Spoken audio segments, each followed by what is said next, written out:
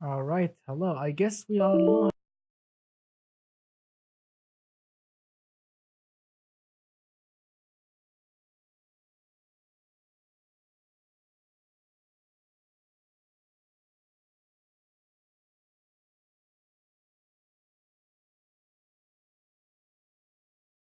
Hello, hello, gentlemen. Are we going live or not? I really hate this software. It's getting on my nerves. So let me check if we are live. Just give me a moment, guys, because I've been having a ton of problems with this program. Hello, hello, Mr. Asad Green. Hello, Mr. Triforce. Let me make sure that I'm actually live. And just give me a moment. Am I live? Can you actually hear me? Takes a while for me to, let me open this video. Yeah. All right. So Mr. Najiko says I'm live. I don't know how in God's name that happened because uh because I've been having a ton of problems. Look at now. Right now I'm running without any cooling system for my GPU. Let me fire up the MSI Afterburner. I'm having a ton of problems with MSI Afterburner and the live stream program that I'm using. Just give me a moment while I fire up my MSI Afterburner so the GPU can actually get cooled down. Just a moment, please.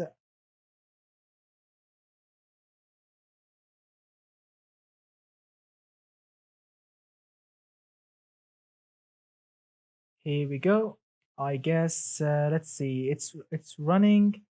That means right. So it's running. That means the GPU will get cooled down as it should be. All right, that's good. That's good. So all right, perfect. So all right, hello guys. Thank you for all of you for joining my Friday live stream. I want you to excuse the background noises because my little nephew is here and he's getting cranky sometimes, just crying and breaking stuff and destroying the house. So yeah, it takes a while to get used to him, but he's getting older with time. He's getting better with time. So hello guys, thank you all for joining me. I'm having so much fun. Today was a very very awesome day. So let's read some of your awesome comments. Hello, Mr. Agira. Hello, Mr. Njiko, Mr. Texas Grown, Mr. Matata, Mr. Triforce, Mr. Lorenzo, Mr. Let's see, Roman Pass. Who else? Mr. Bodwin G. All of you guys, thank you all for joining. You guys are awesome for joining my live stream. When it first starting up, which is really awesome. So we have a nice collection of cars. We have a nice collection of cars that we are going to see tonight. And as most of you know, uh, automation game got updated recently, which I didn't really have that much time to check it out because me and my brother we are checking out Grand Theft Auto, the latest DLC that they made, which is the Diamond Casino thing, which is really exciting actually. Me and my friends and my brother we are playing like non-stop, which is really exciting. So let's see some of your awesome comments. So yes, I've seen some of your awesome cars on Discord, which is really exciting. Unfortunately, some of them got. I mean, when I was trying to import them to what called to the to automation game, some of them had some missing fixtures. I guess some of you guys downloaded like a latest mod or something. So I need to recheck my mod list on Steam so I can make sure on the upcoming challenge, no cars will get disqualified for missing mods because I really hate when that happens. So I'm really excited. I'm genuinely excited. So guys, what vote did you actually vote for? I would love to know what kind of vote you went for on my community tab. What was your vote on the vote for the next challenge? What did you actually vote for? I would love to know what you actually guys vote for because yeah, I've seen tons and tons of tuner votes, which is really awesome. Let's see what Mr. Bodoni says. I have a suggestion for the challenge testing videos. Have a table at the end of the video with how the 20 cars did, good to bad. I mean, you mean like a score? Or you mean like Doug Demiro? You mean like a score or something? I don't know. I mean, how badly the car did. Well, it will be lazy because most people will just skip the table and will just skip to see which car won. But watching your own car getting tested, getting thrown around corners, it's much better than a table at the end. But if you guys want that, well, why not? I can make a table at the end. Why not, my friends? If you guys want that, why not? I'm always open for suggestions, and if you guys want a table at the end, like a score, like out of 10 or something, I would love to do that. Why not? Updating this channel to your liking. Why not, my friends? So let's see. Right.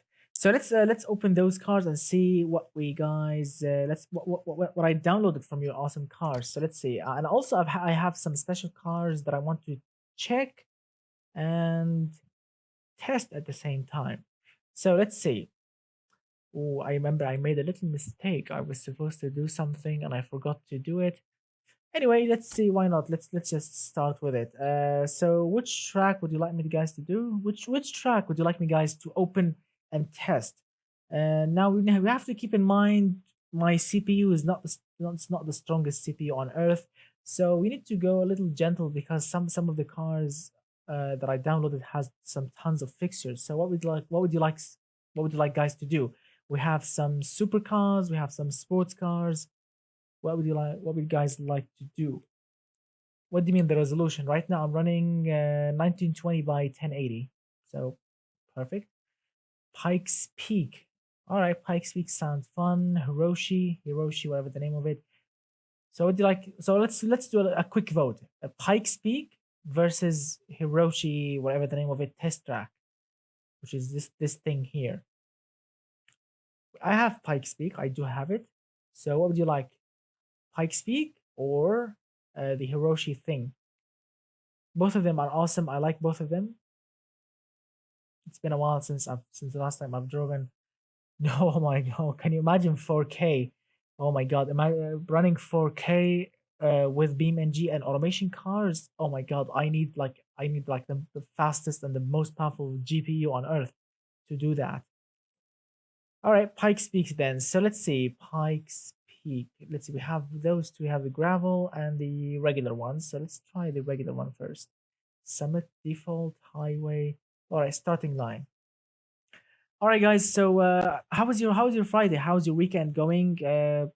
How is the weather? Because I've seen online that in Europe, uh,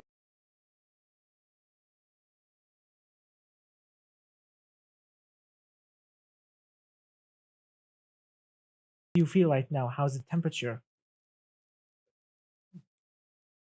Oh crap.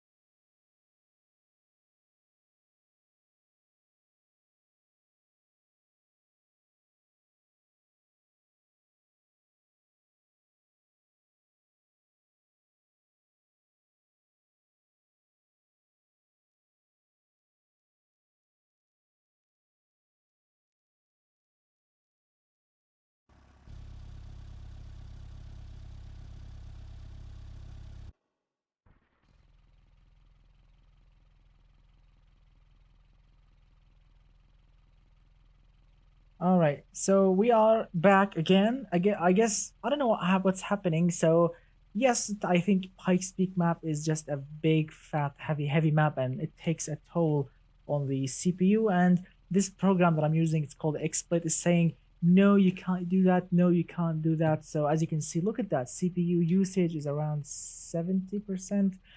Wow, that is really putting a heavy load on the CPU. Anyway, temperature is good, everything is good. So let's read some of your awesome comments because I've asked what about the temperature in Europe, because I was reading some articles about people in Britain and Italy are, the government is just saying, putting warnings everywhere and doing like that.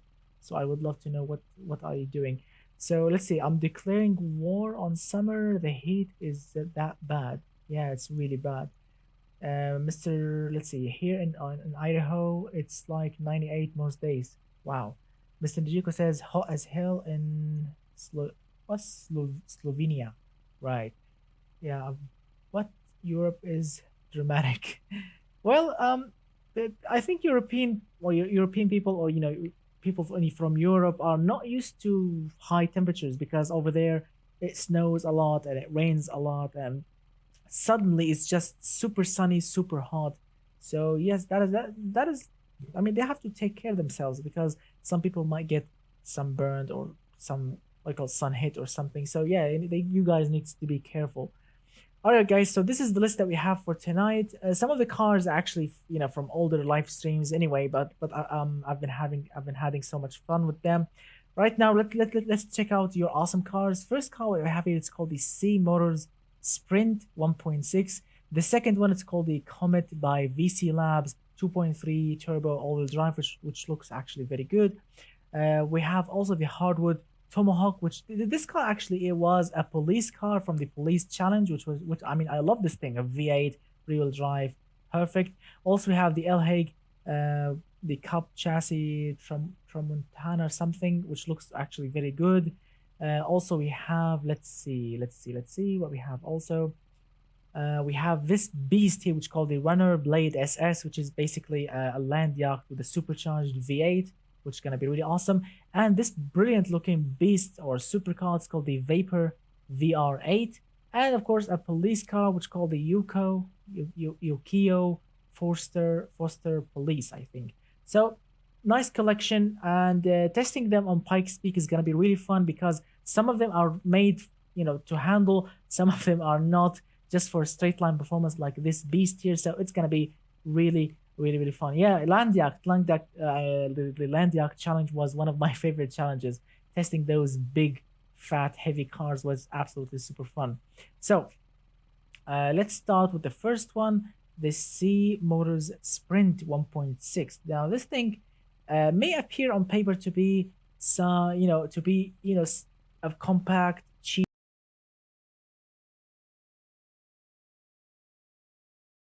is really expensive, to be completely honest with you. I think around $73,000, which is I think a lot really. So $73,000, as I was saying, which is really really expensive, to be completely honest with you. Let me just do something here. I don't know what's happening. So the resolution is not 1920 by 1080, and it's not full screen. So let's try that. Here we go. Now 4K. Oh my god, now the GPU will just get hammered down like crazy. Temperature will shoot through the roof, but this way. All right, we are on the safe side right now. All right, gentlemen. So this is a compact car, 1.60. Let's check it out. Look at the compact engine, transverse, natural aspirated, four-cylinder. Yes, four-cylinder, which is not bad. But $37,000 is just a lot, really, for this car because I was checking out the design and it's +3 on absolutely everything. And yes, check out the side mirrors. Oh my goodness, the side mirrors are on the other way around. So yeah, that's that is really, my god, check out the side mirrors. So it's not bad really, but it has some mistakes. So let's see how this thing will actually cope. But first, let's see where to start on Pikes Peak, and let me disable some apps. So guys, have you seen the new Corvette? I would love to know your thoughts about the new Corvette, that mid-engine new thing. Open differential. Not bad. Wow.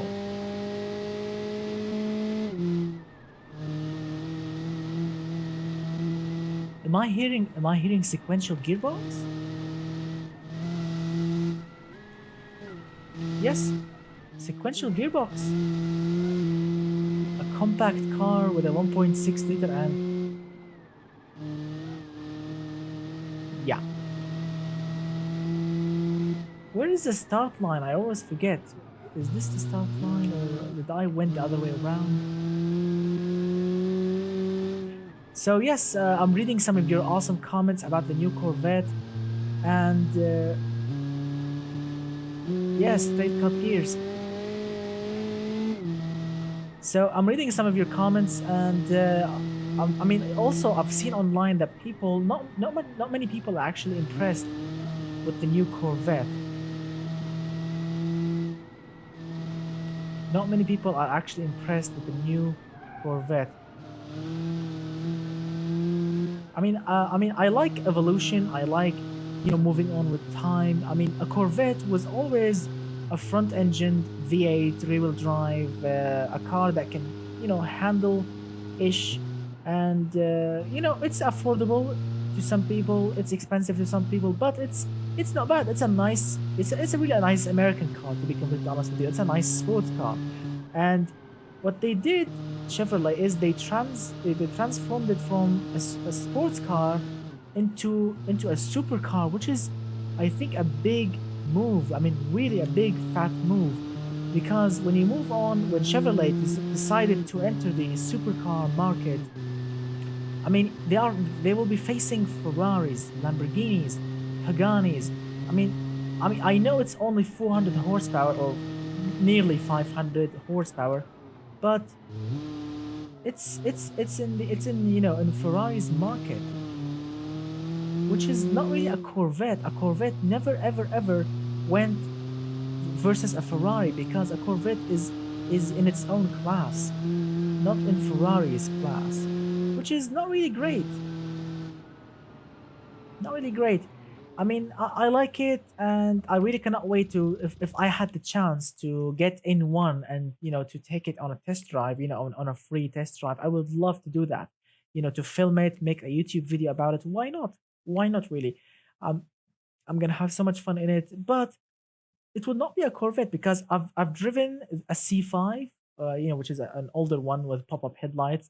I've driven the one after it, which was a rental, and I know the feeling of that LS engine up front, of the manual gearbox, and it was really cool. But mid-engine, I don't know, it's gonna be really weird, and I really cannot wait. And I will be making a video if I had the chance to test drive one. I'll be making a video about it, because it's gonna be awesome. But I don't know how I'm gonna be filming it, because I don't have a GoPro camera, so it's gonna be tricky.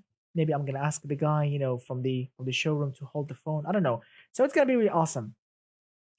And so, guys, I've been I want to make I want to, do, I don't, not a vote, but I want to take your opinion. I want to ask you something. Because I trust you guys so much, with my channel, with, moving on with time, with new suggestions. So I've been looking online on test drive cars, and I was looking at Chevrolet dealership, and they had like a Camaro ready for test drive, a Spark, an Impala, or something.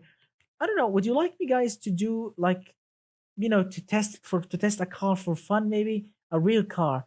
But I don't have a GoPro, but maybe I ask my friend or something to film. What would you like to see that? Would you like to see like a real test in real life, instead of BeamNG or something? I don't know. And which car would you suggest? Something cheap, or something, muscly, like a Camaro first, or something? What do you think, guys? I would love to know your opinion. Would you like me to try that, or is it I would just stay with BeamNG and automation game? So let's see. Mr. Najiko says, yeah, yeah, sure. Mr. Aguirre says, I would like to see that. Mr. S. Green, yeah, it would be cool. Mr. Noyan says, yes, absolutely. Your Crown Vic. Well, I mean, I've already did a video about, a quick video about my Crown Vic, but why not? Maybe I can do another one, maybe. But yes, I mean, I'm not saying I will be like Doug DeMiro. No, I'm not gonna do the same thing. But it's gonna be like a fun test drive from inside the car. See the see the engine. Oh my God, no! I will never pick a Mustang. I would never, because can you imagine the deposit, the deposit I'm gonna be paying, just so I can drive it. Yes, because expensive cars here, if you want to take it on a test drive, you need to pay, like, I don't know, a deposit thing, and take it back. And driving a Mustang, I can assure you that deposit will never see the light again. Anyway, all right, so guys, I'm happy to see that you are with me on that thing, and I would love to do that.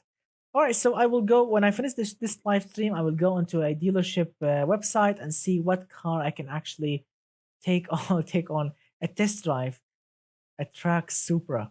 Can you imagine that? All right. So let's see. I'm happy with the idea, and I think I'm gonna be doing it. Yes, I'm having so much fun, and why not? I have some free time next week, and I will try to book a testing, a car testing or test drive or something, and see how how it will be how I'm gonna film it, because it's gonna be awesome. All right. I've never did it in my life, but trying new things for you guys is always a pleasure and always a great thing. So I'll be doing it. All right.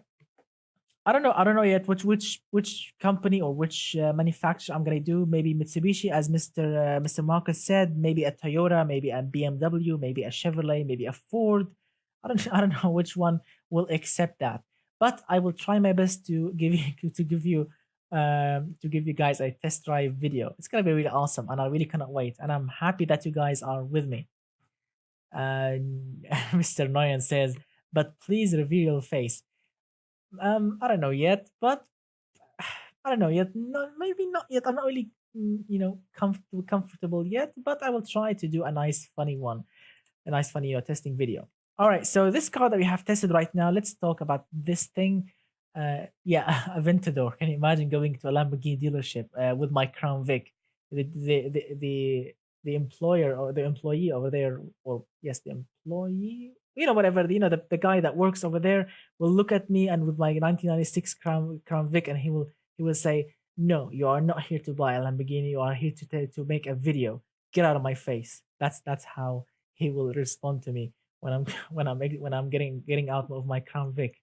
Anyway, let's see. The first car we have tested, which is the C Motors Sprint thing, it's not bad. It's slow and it's too expensive. I mean, it's not bad looking, but you see, there are some many necessary things in it, like the sequential gearbox. I mean, this is a compact car. Why do you want a sequential gearbox in a 1.6-liter engine with only, I don't know, 104 horsepower? I mean, I don't. And yes, the side mirrors are wrong. So yeah. All right, guys. I will keep you updated on Discord. I will keep you updated on Discord about which car I'm gonna be test driving. When, of course, when they send me an email, because you have to fill a form or something on their website, and when they accept, I will tell you which car I'm gonna be doing. I'm gonna be driving, and I'm not gonna be like Doug DeMiro, explaining, check out the vents and the corks and features and look at how the stereo works. No, no, no. I'm gonna be just driving it. Hello, guys, and let's check out this. Flooring it, test the handling, and to see how the air conditioning working. Chat with the employee and whatever, and it's really fun. A new experience for me. Maybe visit 3D tuning in this live stream and tune out some cars. Yeah. Oh my god, I'm having so much fun, but my nephew is just non crying non-stop. Let's see. I really wish that we had that we have something like Turo, because a lot of you, if you are familiar with Doug DeMiro videos, he always talk about, I've rented this car from Turo, which is like a program or an app that you can rent other people's interesting cars. I really wish we had something similar here. Unfortunately, here in Saudi Arabia, renting a car is not easy. Yeah, and especially like expensive cars. Oh my god, the deposit on these cars is just, oh my god, it's just, I mean, super expensive. So yeah, test drive is our thing here. So yeah, Doug Demiro he's just an awesome guy. He makes amazing videos. I mean, he talks about the smallest details in his in every car, which is really awesome. In supercars, land yachts, SUVs, in everything, which is really awesome. I like his videos so much. Let's see. You should get a plain neck pillow. Those are really good to take care of neck pain. Yeah, well, thank you. That's a nice suggestion, actually. Yes, like this pillow, it's like a U shape. Yeah, thank you. Do you have any fun twisty roads in Saudi, or is it all flat and straight? Yes, actually, Mr. Matata, if you want something, twisty and fun, it's not in Riyadh here. No, in Riyadh here, everything is just straight and flat. There is nothing here going on, nothing at all. But if you want something straight, twisty and beautiful, you need to go to another city called Abha. That city, it's like a mountain city. If you want to reach it, you need to go uphill, and the road to this city is just super twisty. It's really fun. I remember I traveled with my family in my Crown Vic like 3 years ago, and I had so much fun. I mean, yes, some of you will be laughing. Oh, it's a Crown Vic. That this thing had a very very softy suspension. How can you have fun with it? I promise you, I had so much fun with it. I mean, it's not really super fun like a sports car, but it's really fun to corner instead of just going straight all the time. So it's really, really fun. Let's see. In Poland, we have loads of twisty, nice roads, but they are not so good quality sometimes. Well, because I think roads get damaged from rain, snow, heat. Here, I promise you, in summer, in the summer here in Riyadh in Saudi Arabia, when the temperature hits like 50 degrees Celsius or 53, 55, something like this, I promise you, the asphalt or the tarmac, I promise you, it's melting. It will melt. And when a heavy truck, fully loaded truck drives on that tarmac, it will leave grooves in that tarmac. And when the temperature gets cooled down at night, it will get the tarmac will get hardened again, and I mean, the road got damaged. It's like if a tank was driving on that road. And it happens here a lot. And I remember my dad when he had my Crown Vic, when the Crown Vic, was his own car. I remember he broke the front left wishbone. He was driving, and suddenly, with, I don't know, a massive pothole or this groove that I was talking about. And I think he had a flat tire, and the rim got damaged, and I think he broke a wishbone, and the shock absorber got, you know, destroyed, I think.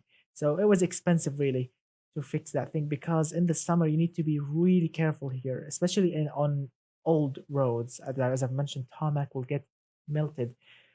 All right, so let's see. Mr. Noyan says in Turkey, real twisty roads are in cities because our architecture is very weird. I've never been to Turkey, but a lot of my family members did, and they said it's a nice country to have a vacation in. The weather is beautiful, the food is very very awesome, but I've never been in it. I would love to visit sometime, really, if I had enough money and enough time. Nice. I love Turkey. It's really awesome. I love the Turkish food. I mean, I've been eating it all my life. So let's see. Mr. Texas Grown says this is why I drive a truck.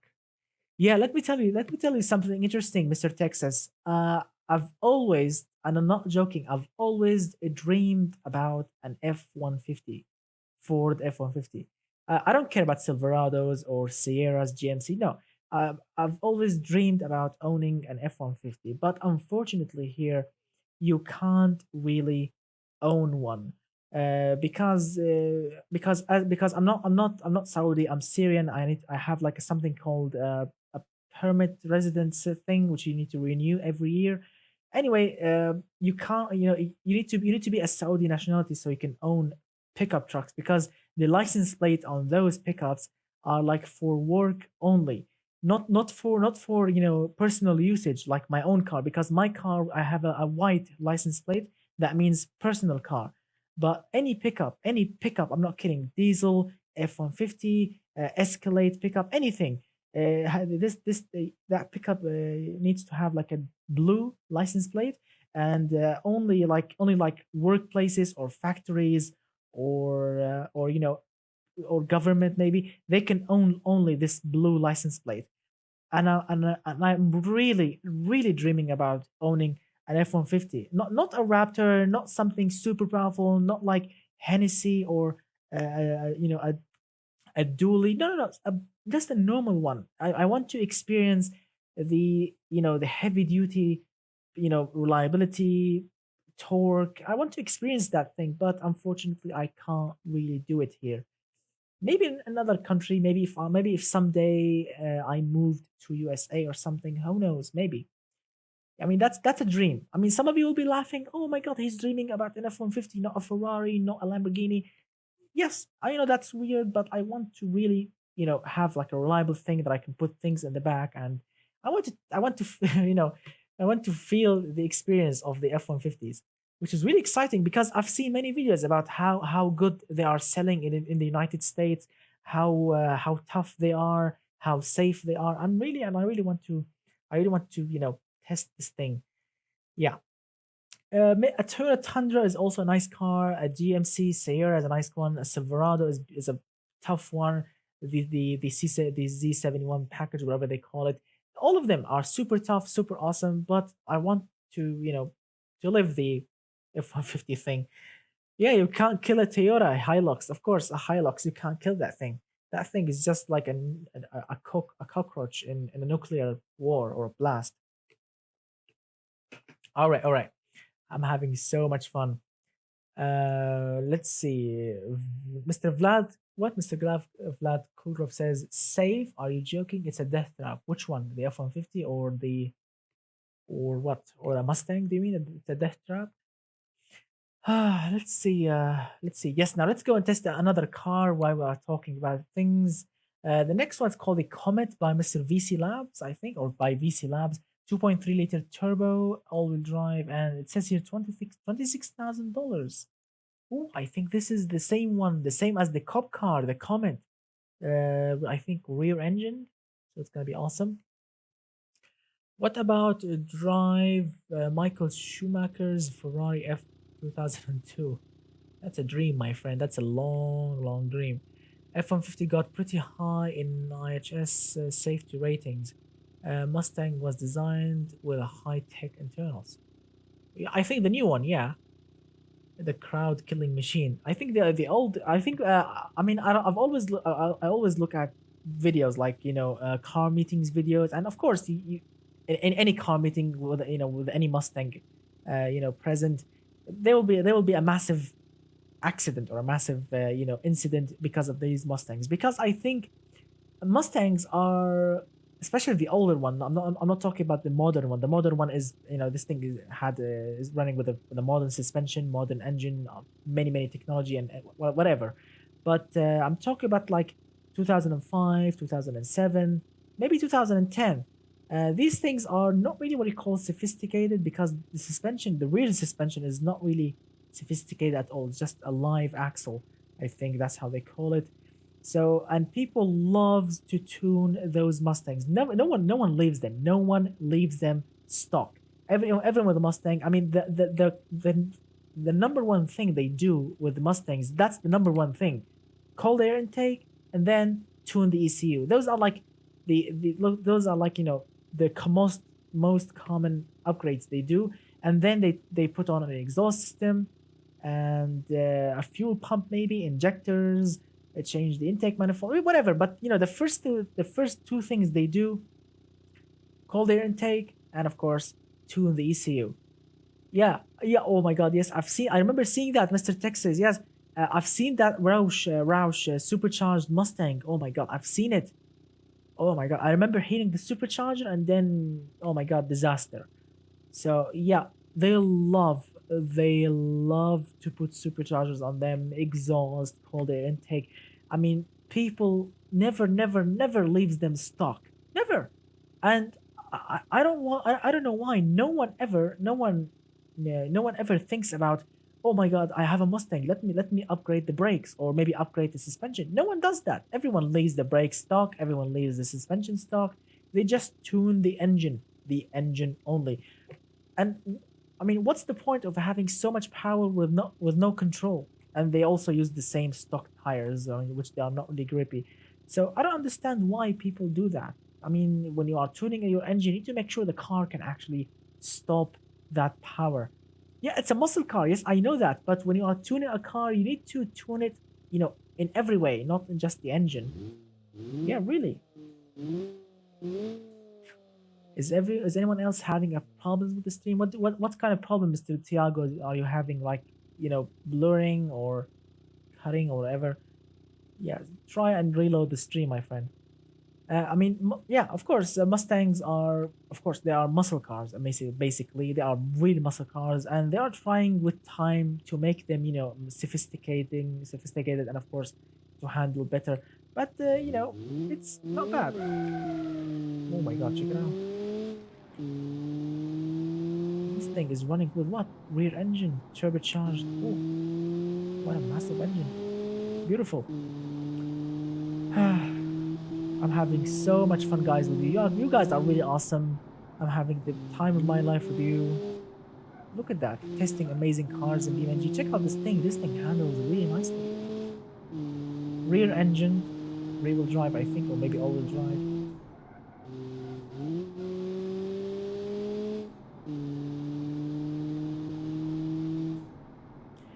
Guys, I want to ask you something. I'm not really a muscle car or a pony car, expert.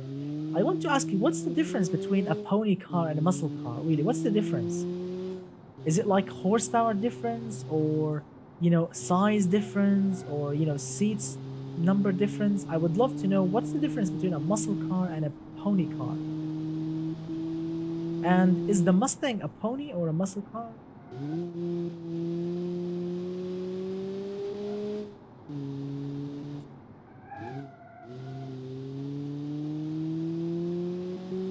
So Mr. Amir says the pony cars are smaller and handle better usually. Tiago says the Viper made is made to kill you. The Mustang was made to kill others. Oh my god. The Vet is made to kill supercars. Maybe, I don't know. Let's see. Mr. Texas Ground says Mustang is pony. Really? Wow. What's the current horsepower on Mustangs, really? Like the Mustang GT. What's the current horsepower? I think 400 and thing 400 like and 50 maybe. A pony car is just a sports car with a bigger engine. Ooh, not bad. So basically, a sports car. Oh my God, what was that? Oh, I went off the road. Anyway, so a pony car basically is better than a muscle car. I mean, pony car, that means it can handle, right? Because according to Mr. Amir, a pony car can handle. I mean, muscle cars, they never handle. They are just like a straight line, you know, guns or performance beasts. I think so, right?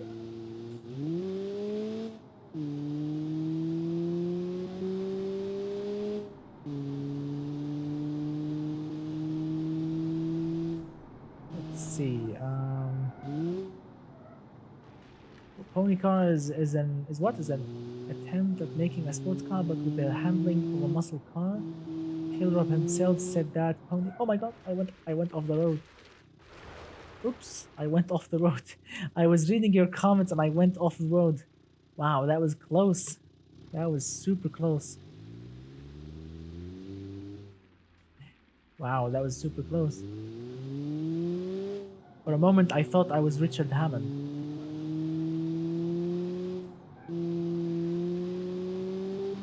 Brakes on this car are actually very good.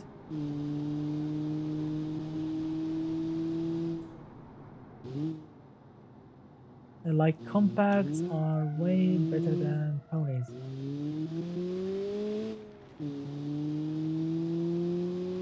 Yeah. I don't know, guys. I want to ask you something. I mean, I love Top Gear. I love the Grand Tour. But what's wrong with Richard Hammond? Why is he crashing cars? I mean, he knows how to drive. He's not. I mean, he's not an idiot. He knows. He drove supercars, hypercars, and I think. I don't know if is it like luck is against him maybe, or maybe he's driving like cars with like they are like prototypes. I don't know what's wrong with him recently, and unfortunately, it's his reputation right now. Everyone is just like, oh my god. For a moment, I was like Richard Hammond, or when you see like a picture online of a car crushed, the people write on it, it's idiot Hammond or something. Yes, so yeah, I think let's see. Mr. Grassad Green says he's too eager. I think it became a gag because of his bad luck on the powerful cars. I remember his first crash. Guys, do you remember his first super crash? I mean, really, really, really bad crash on Top Gear. Do you remember that jet car thing? Do you remember it on Top Gear when he drove that jet powered car? When that front tire blew up and he spun out and you know, just went off the track. So yeah, I think from that day, I think the bad crashing, the bad crashing luck opened its gate for him. Yes, that dragster, yeah. Oh my god, I mean that car was a beast, a true beast. I mean, a jet engine, and small skinny tires up front and a large one back there. It's like a drag strip car, and yeah, that was a big crash. And I think from that day, Richard Hammond became the crashing one. Yeah, let's see, the J Leno EcoJet. I don't know the name of it, but it was a jet car. So the Geo Killer 15 says, didn't he have to be rushed to the hospital one time? I think that was the yes, several times. Yes, Mr. Texas, several times. The Rimac, that electric car, he was also rushed to the hospital with a helicopter. The that jet car thing also rushed to the hospital. What else? What kind of cars he also crashed? What what other cars he actually crashed and was rushed to the hospitals? Anyway, so he's a crashy one, unfortunately. And yes, as some of you actually told me before, it became a gag for him. So yeah, some say that the crash with the Rimac was because of a mechanical failure. I mean, yes. Now let's see, Mr. Marcos. Yes, I think maybe the Rimac was a mechanical failure because it was a prototype basically, an amazing, beautiful, super fast. I mean, breathtaking prototype. I love that thing. And do you remember the drag race between the Honda NSX and the Aventador was Jeremy driving and that Rimac thing?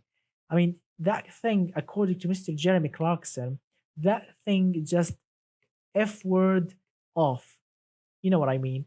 So yeah, from that day, I loved electric cars because that thing accelerates like nothing I've seen in my life. That event. I mean, if you are looking at the footage of the drag race, the Aventador, it was like a Camry basically.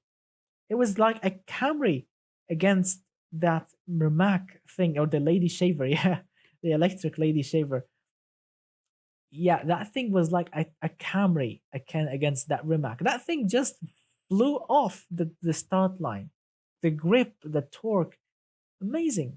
And it was a shame actually to see that car, burn down to the ground.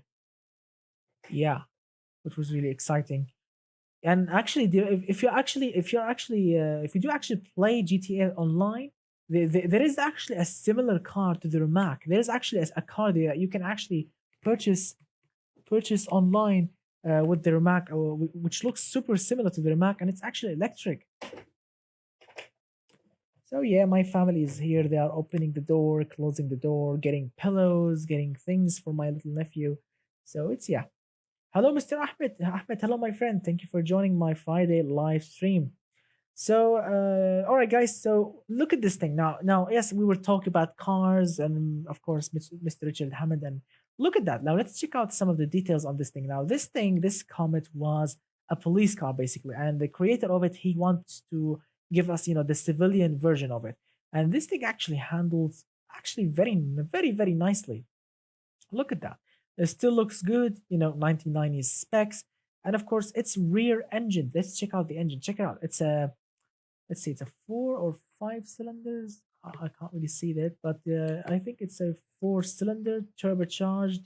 It's all-wheel drive, which explains a lot, and it's beautiful. It's beautiful. Really. It's not bad. Yeah, I mean, I'm talking 1990s.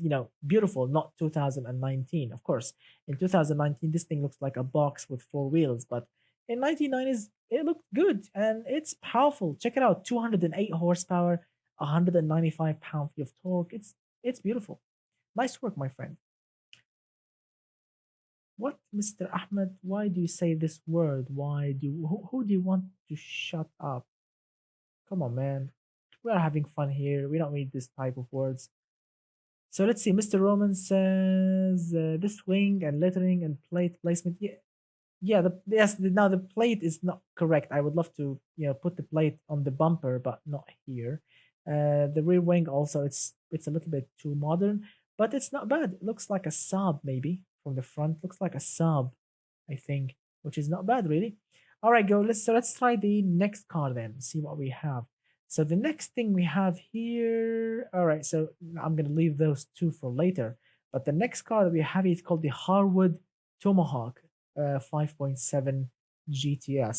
Now I remember this Tomahawk thing in the police car challenge, which was a 5 liter, not a 5.7. The Tomahawk was a 5 liter 5.0 V8 rear-wheel drive, beautiful looking police car. And as you can see, this is like the civilian version of it, which is not bad actually. Still looks good. As you can see, pop-up headlights. Unfortunately, they are not really functional. But yeah, 5.7. So we have a fatter engine, a bigger engine, which is, I mean, supposed to make more power, I think. Let's see. Look at that. Look at the hood vents. Beautiful, beautiful design indeed. Let's check out the engine. So the engine is running with like, I don't know, I think a single overhead camshaft, I think. Yes, single overhead camshaft, performance single intake. Let's see. Yeah, sorry about that, my friend. And let's see. Sorry, Mr. Ahmed, but you are going on a timeout. Yeah. All right, so let's test this thing. Let's test this thing. This is gonna be really fun. Basically, it's like a pony car, according to you guys. I mean, this is not a muscle car, right? This is like a pony car. Hello, Mr. OLJ. Hello, my friend. Thank you for joining. Of course, let's try and do a burnout. We have like 356 horsepower. So 3, 2, 1. Here we go.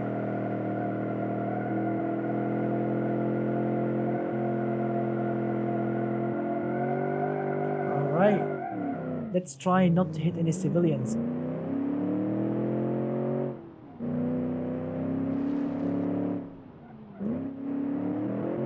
Oh my god, drift machine.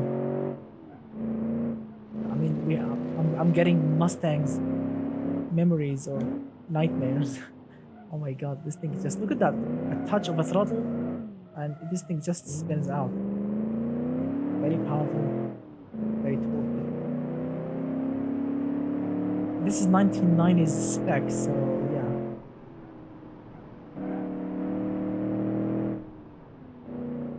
Brakes are not bad.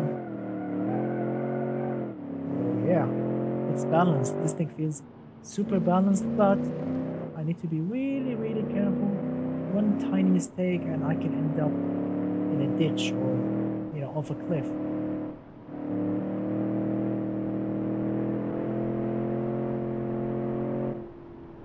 Oh yes, now, guys, now this is Pike's Peak right now. Before we were driving like, you know, on just regular twisties, but now we are actually driving on official Pike's Peak corners. All right, let's see. V8, beautiful road. So far, everything is perfect. Hello, Mr. Roy. Hello, my friend. Thank you for joining. Come on, smoke tires. Oh my god. Stop. Reverse. Grip. Hello, Mr. Roy.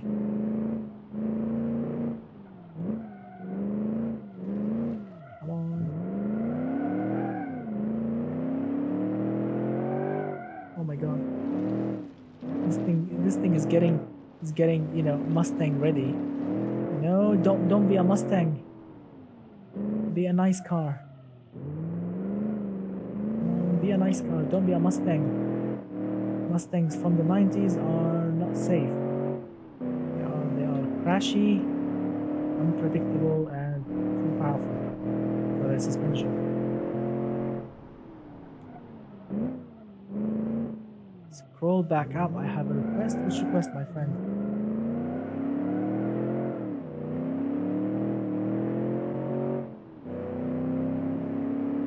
Don't be sad, my friend. Sometimes I can't really read because I'm focusing on not crashing this thing. Oh yeah, look at it. Check it out. Whoa, whoa, whoa. For a moment, I was going off the cliff. Wow, that was scary. You feel your heart going through the shirt. Can you imagine a Mustang driving on Pikes Peak, a regular, Mustang or a tuned Roush Mustang, with stock suspension? Oh my God, it's gonna fly off the cliff.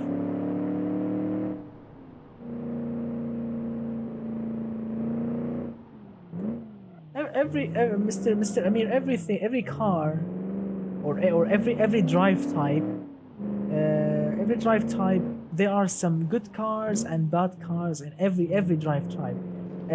Front wheel drive cars, I'm not kidding. There are some amazing front wheel drive cars. I mean, really good handling beasts and powerful beasts. I'm not kidding. And there are some amazing rear wheel drive cars.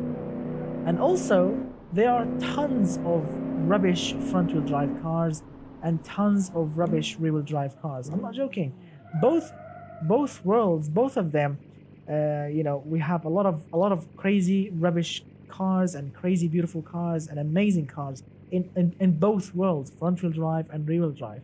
For example, comparing a Toyota Camry, I mean it's a reliable car, but it's a rubbish handling car, and let's say of course real drive cars. There are tons and tons of rubbish real drive cars. I mean, no offense to any of our American friends, no offense to anyone, but there are a lot of, I mean, like 80s, 90s badly tuned real drive cars, and of course all-wheel drive cars. Also, of course there are of course many rubbish all-wheel drive cars, but basically in every drive type, 4x4, all-wheel drive, front-wheel drive, rear-wheel drive, there are good cars and there are rubbish cars. So you can't really say front-wheel drive is better than all-wheel drive, because I've seen online, my friends, because Mr. Texas, I've seen online a drag race between a front-wheel drive drag Civic, tuned Civic, against a rear-wheel drive Mustang, and that Civic went on the quarter mile, I think, in, I don't know, 9 point thing seconds. So 9 seconds, a front-wheel drive car, that's super fast. So also front-wheel drive cars are not bad. Now, let's get back to this beautiful thing, the Tomahawk. I love it. It looks beautiful. I love the pop-up headlights. It looks absolutely dramatic, but it's a little bit too powerful. A little less powerful. A little less powerful. Oh my God. Let me take care of this thing. Let me take care of this thing. And here we go. Perfect. So that we took care of that. Don't worry, Mr. Texas. It's done. So let's see. Again, I love this car so much, but the engine is just a little bit too powerful. I mean, you need a little bit more rear grip or a little bit less horsepower.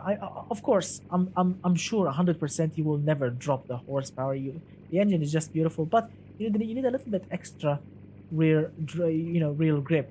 I would suggest wider rear tires. Check out the rear tires are skinny, really. They are looking skinny. So I would suggest fatter or wider rear tires. It will look much better, and of course it will handle much better. But the car actually looks beautiful. Nice work indeed. This thing looks the money, really the money indeed. So let's get back to the bottom of the Pikes Peak and let's try another car. Here we go. So another car that I want to try here, and I'm really scared to try.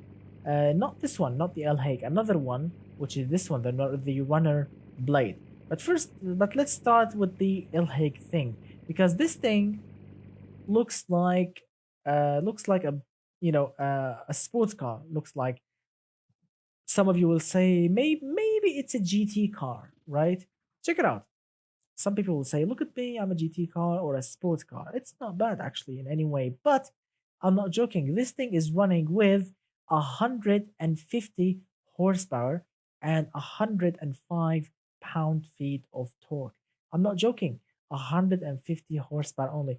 This beautiful looking sports car is running only with 150 horsepower. Check out how tiny the engine is. Now I understand how this thing. I mean, I think the creator wants this thing to shoot all the way to 9,000 RPM, which is not bad. It's a high revving engine is beautiful.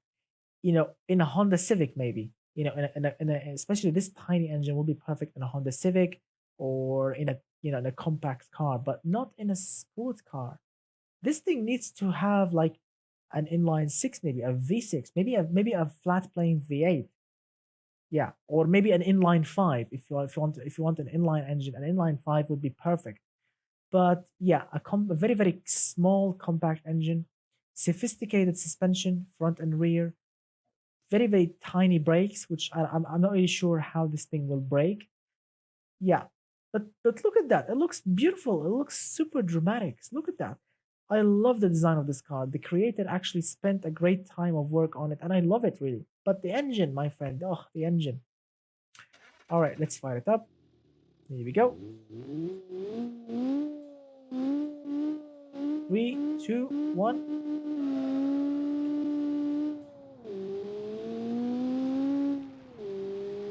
So 150 horsepower. So far, so good.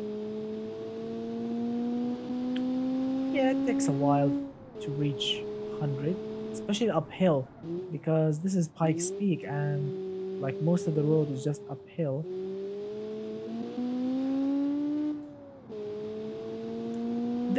This car reminds me with VW Up because according to Mr. Jeremy Clarkson, he said the good thing about driving a VW Up is just you put your foot hard down and leave it there because there is not much power really.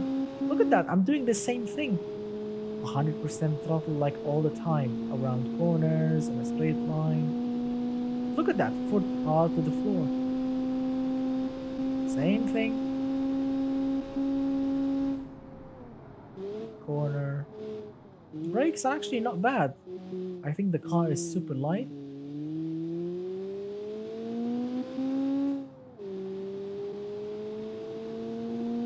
Yeah, this is like VW Up on steroids, or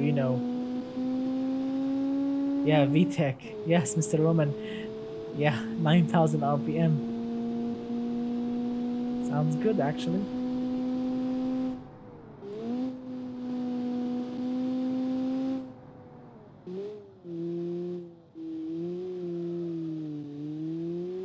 Look at the tire marks. Tire marks from the previous car. Personally, I'd take a 3S GTE, but SR20 DET wasn't bad. Yeah, those legendary engines, the SR, and of course the RB, legendary names.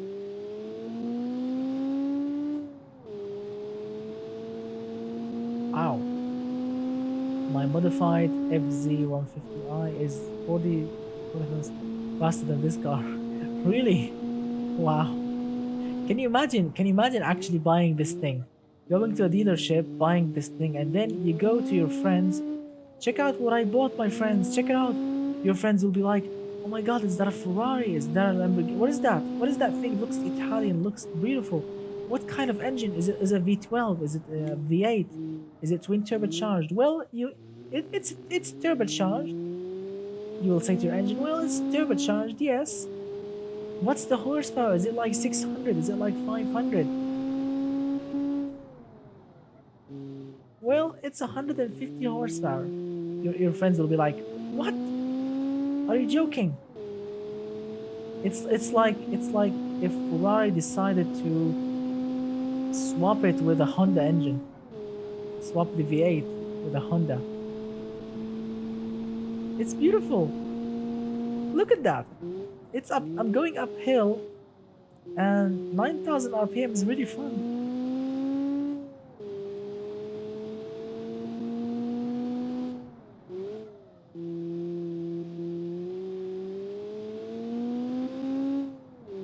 Hello, Mr. Texas. Hello, my friend. Welcome back.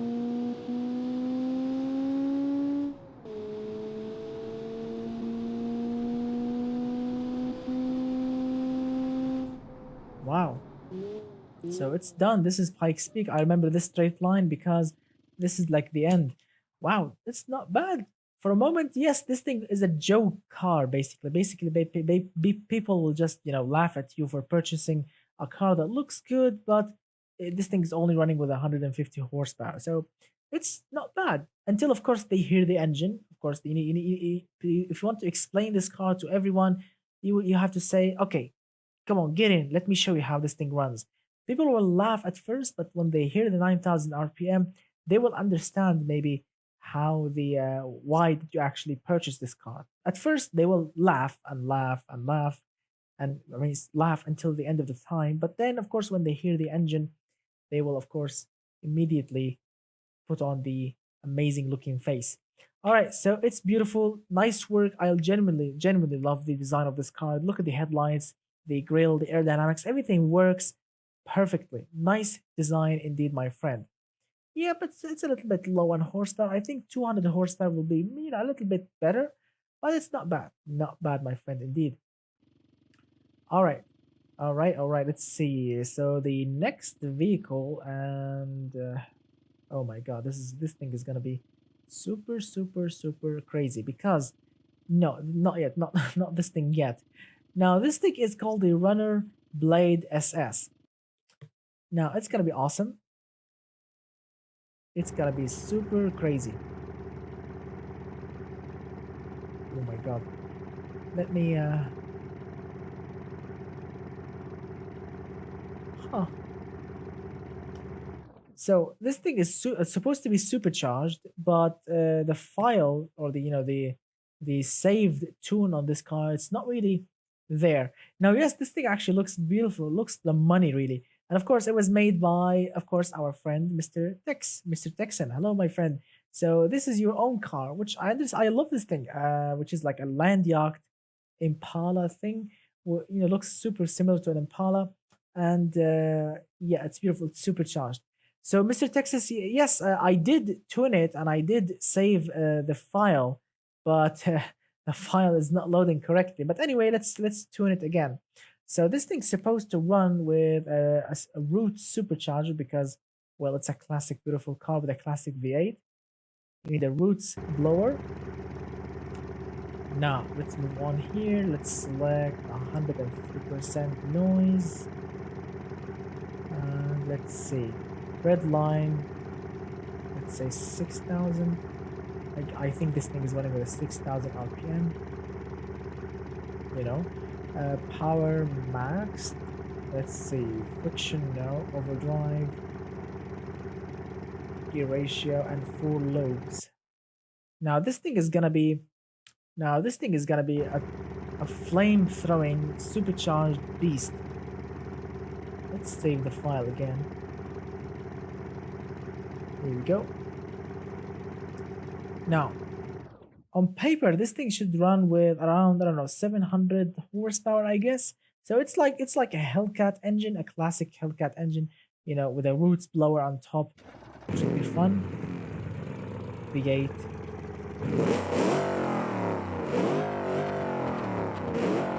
All right.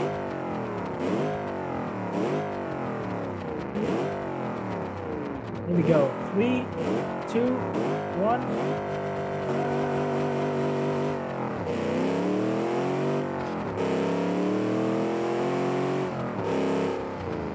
Oh my god, handling.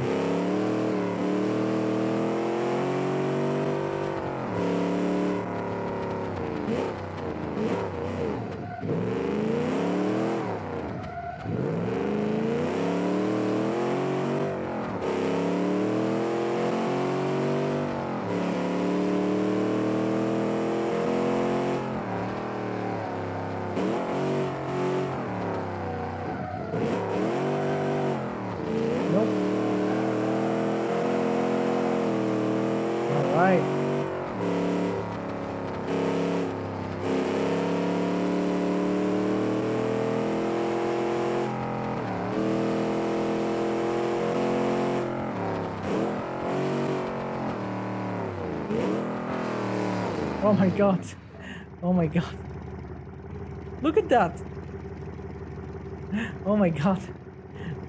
I thought I thought I'm gonna be enjoying, you know, the looks of the blower, and then the blower is on my face. Wow.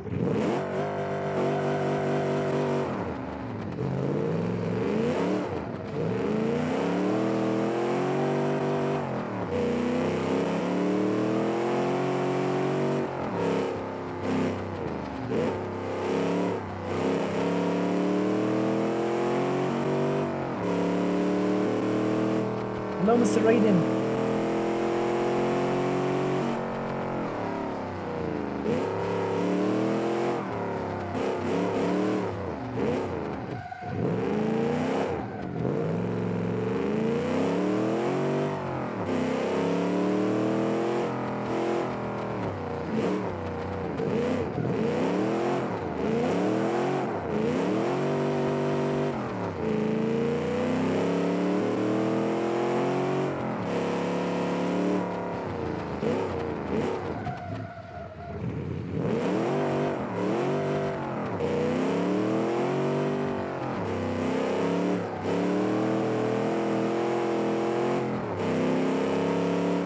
My friend, promotions are not acceptable here. I apologize, but yeah, you need to ask permission, my friend, before you, you know, promote something.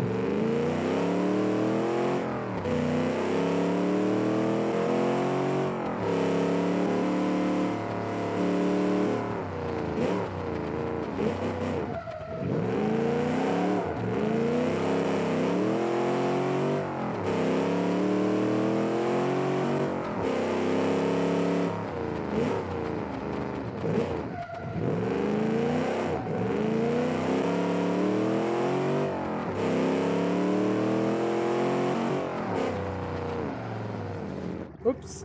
No, I don't want to crash it. My friend, please. Everyone is welcome to watch the live stream.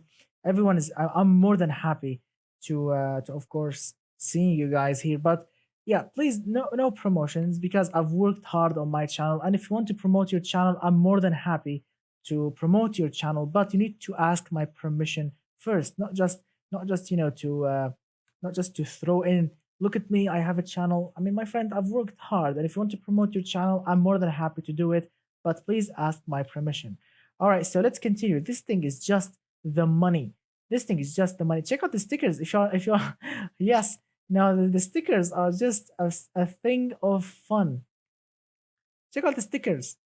Yeah, wow. Look at that. Look at that, my friend. This thing is just the money. The money indeed. Wow, look at that. Check out the front. Indeed. Beautiful. All right, so let's continue. This thing is just the money. Right, Mr. Vlad, where are you, my friend? Mr. Vlad, where are you? All right, my friend.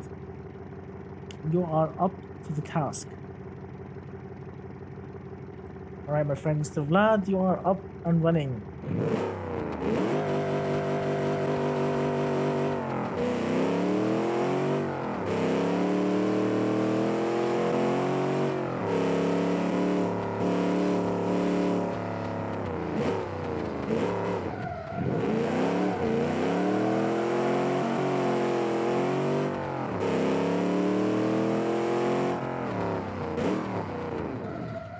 Oh, my friend.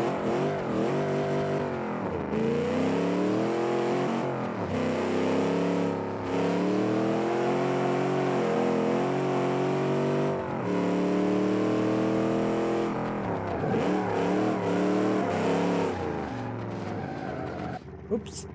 All right. So, my friends, this thing is just beautiful. I mean, really, Mr. Texan, Mr. Texas, this thing is just amazing. I mean, nice work. Some people said the front is, you know, too basic. Then it's not bad. It's not bad. It looks good, but the rear, is, as they said, it looks beautiful. The badging and those, what do they call those? You know, the curb feelers, whatever. Yeah, these things, they are scraping the ground basically. And as you can see, the front tire, you know, yeah, it's not really realistic because this thing is you know, it's slow on the ground. I love it. This thing handles pretty nicely actually. It's really fun to drive this thing. I love to drift land yachts, because if you guys remember my land yacht challenge, or no, no, sorry, the engine swap challenge, I actually, the prize car was a land yacht similar to this thing, and I remember sticking an LS9 engine under the hood, which is which is beautiful. Yes, yes, period, correct. The curb feelers, yes, I know that, but they are unfortunately, scraping ground all the way. I think that's their job, to scrape the ground, or to to feel the curbs. But it's beautiful. Nice work, Mr. Texas. Nice work indeed. What a fun, massive beast indeed. Oh, oops. Wow, I loaded the car in the wrong way, so I think we have to go down. Wow, that's gonna be a huge challenge to go down with this thing. Oh, it's gonna be awesome. So we need to go down. Oh, yes. Yes, my friends. Now, this is a very, very awesome creation. I forgot the name of the creator, but very nice work. Check it out, guys. This is the new body that automation developers used in automation game, which looks like a LaFerrari body, which is, I mean, beautiful, breathtaking. And this guy, he created this awesome car, which looks absolutely amazing, dramatic. It's called the VR8. Beautiful looking car in every single way. And oh, this is you, Mr. Moot. Hello, my friend. So yes, I was just explaining. This is a beautiful looking car. You made a nice work with the with the vents, with the of course the fixtures. And check it out. It's like a rear glass. You can actually see the engine, see the magic happening, which is absolutely crazy. This thing is running with a twin turbocharged V8, around 800 horsepower. Looks breathtaking, and I really, really, really wish the handling is as beautiful as this car is. So let's see. Here we go. Now, first thing that I'm seeing is a laggy turbocharger. Of course, it's automation technology, but yeah. So as you can see, automatic gearbox. Oh, come on, man! Automatic gearbox. Now, this is the first mistake that I just saw. Look at that! I'm not pushing the throttle; it's just creeping because it's automatic. Now, this is a mistake that I really don't like to see in supercars. Dual clutch is more favorable thing. So let's see. Let's read some of your awesome comments. Mr. GM says this one looks awesome. Yeah, indeed. Mr. Tiago says, "What I love how in Bashar's community the mods just behave like everyone else, but with a few more duties." All right. So as I've mentioned, automatic gearbox. I tried to base off the new C8 Corvette. Nice work. Looks like a LaFerrari basically, but it's not bad. So let's see. Automatic gearbox again. You need to use dual clutch, my friends, because using a dual clutch, that means you can control it more. All right, so let's see. Sport mode. Here we go. Nice acceleration.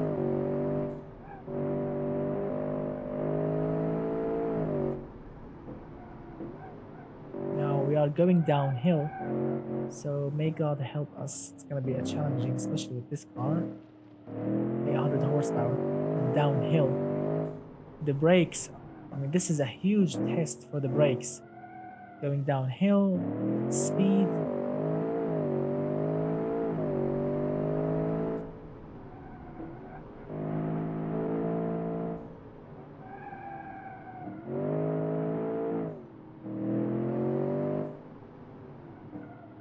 A budget cut.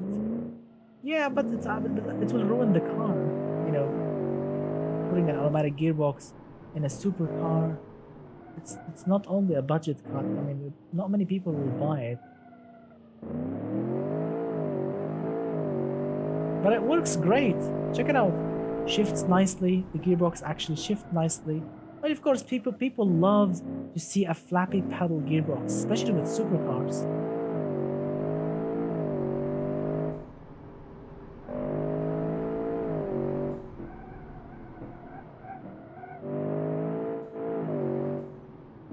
Can you imagine Jeremy Clarkson getting this car and drive it with an automatic? He will love the handling and the acceleration, but he will talk non-stop about the gearbox, especially around around corners on the track. On the track, this automatic gearbox will suffer will suffer very, very hard. But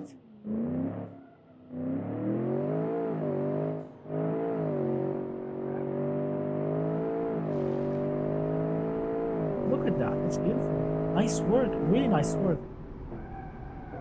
Oh my god, oh my god, oh my god, oh my god. No, no. The brakes. Sorry, I don't want to crash it. I mean, I love this car, but I really don't want to crash it. Sorry, my friend. A lot of you will say, no, you should crash it. BeamNG is all about crashing like so. But I don't want to crash it because I love this car. Yeah, it's bouncy because the springs are a little bit soft. And yeah, we are going downhill in speed. So I need to be careful, really. Yeah, the springs are definitely soft. Look at that. Yeah, the springs are definitely soft. So this thing needs stiffer springs, I think. Nice work. Look at that. I love this car. Look, this thing actually looks beautiful. Look at that. I mean, the ride height, it's a little bit too high, but I understand the idea. And this thing handles nicely, but of course, it's a little bit bouncy, as Mr. Texas said. Softer springs, my friend. You need to put stiffer springs, a little bit stiffer, so it will not wallow that much.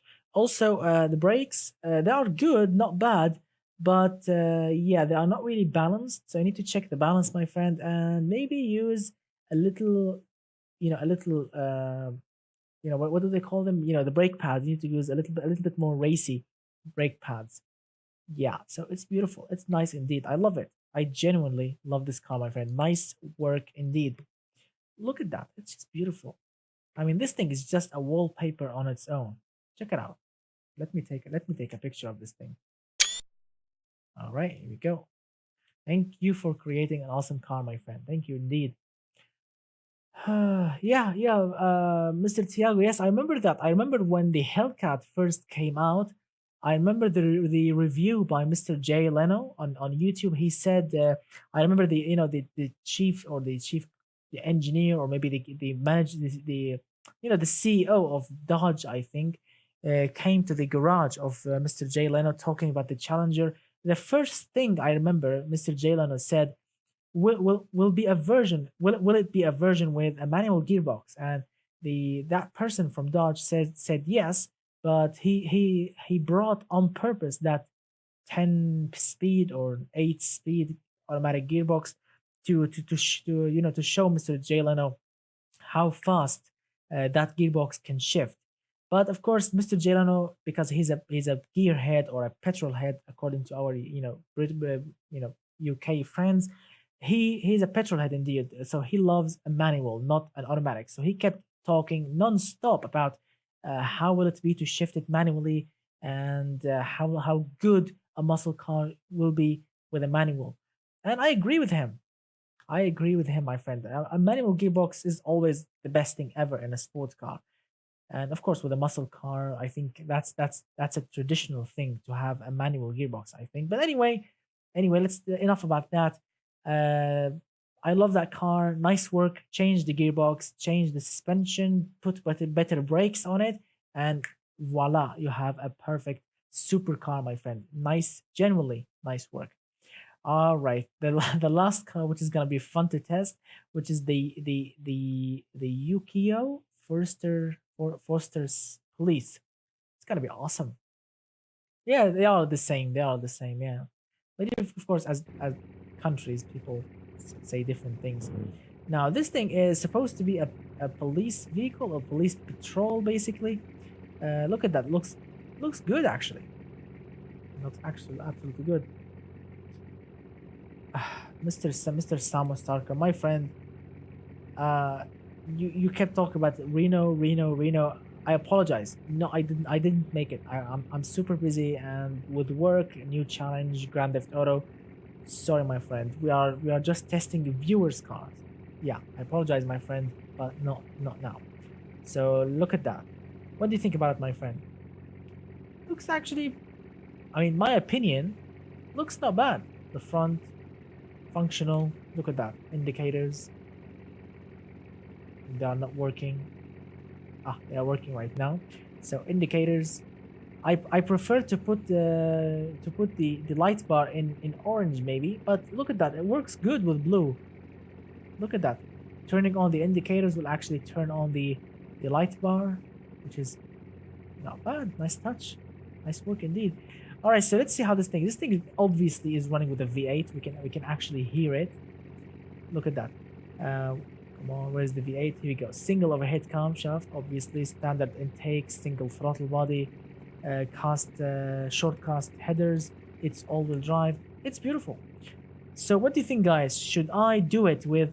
Should I lock the differential, or should I just go like this, open? What do you think, guys? Open?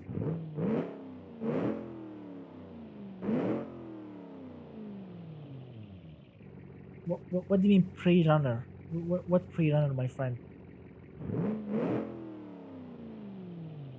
Lock. All right, lock everything. I think lock everything, right? It's gonna be fun with everything. All right, so let's see.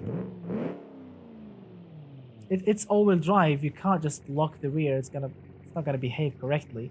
So let's see. 3, 2, 1. All right, not much wheel spin. Automatic gearbox again.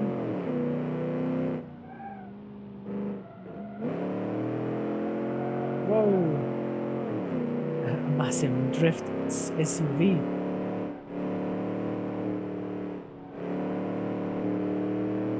Wow. Not bad. It's actually strong uphill. Now brake test. Not bad. Well, yeah, using the handbrake is not the greatest idea. No, handbrake is not working as it should be. But we need to use the regular brakes and a heavy foot. Look at that.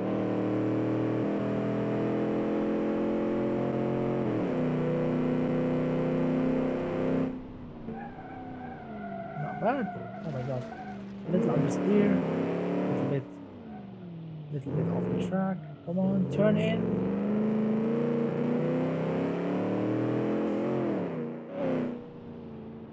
So yes, this thing does understeers a little bit. Yeah, but it's not bad. Not bad at all for an SUV. And remember, this is an SUV. This is not a sports car. This is a big, fat, heavy SUV. And look at that. It drifts and it goes uphill very, very strong. Nice work. I have to say, a very, very, very nice work.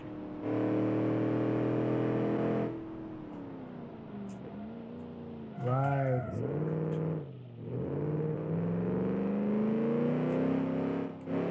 Again, excuse the noise behind me. Again, excuse the noises behind me. My family is here and I don't know what they're doing. They're just, I mean, they don't care really if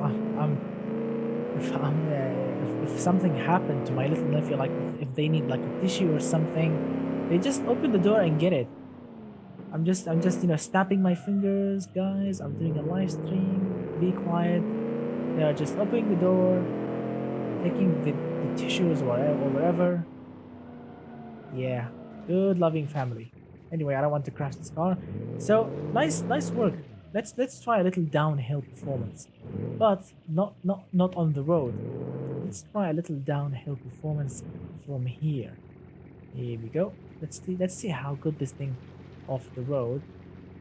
Well, first things first. We need like a low range gearbox. I think we don't have that, but I can use the brakes. So let's see. Well, this thing is stopping surprisingly, which is really good. For a moment I thought this thing would never stop, but as you can see, this thing stops nicely. But automatic gearbox is not helping because the automatic will just keeps on creeping forward. So I would prefer, if I want to go downhill, like a low range gearbox, to slow it down. Oh my god, we are going fast. Stop. Oh my goodness. Look at that. It's not bad, really. For a moment, I thought, stop, stop, stop, stop, stop, stop. Oh my god, this thing would never stop.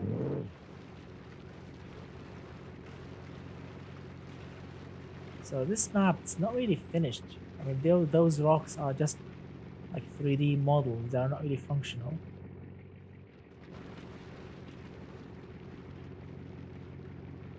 So as you can see, let's go down that creek down there, all the way to that road. So basically, I'm just on the brakes. I'm not using anything. Yeah, I need to be careful. Oh my god. The ABS is not working. Come on, ABS. Stupid system, come on.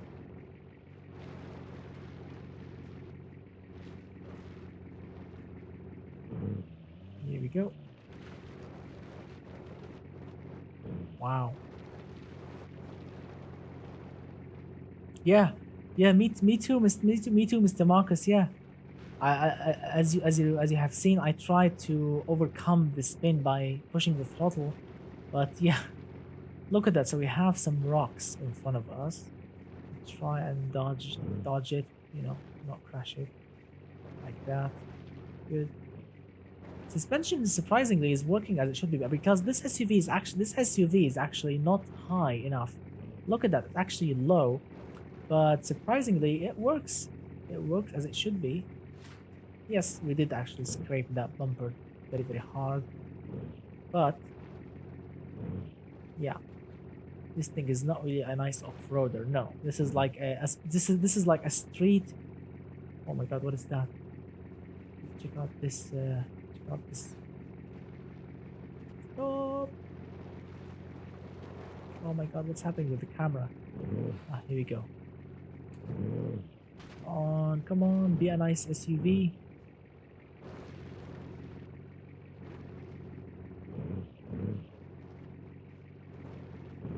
In real life, the suspension would be completely destroyed by now. Those bumps and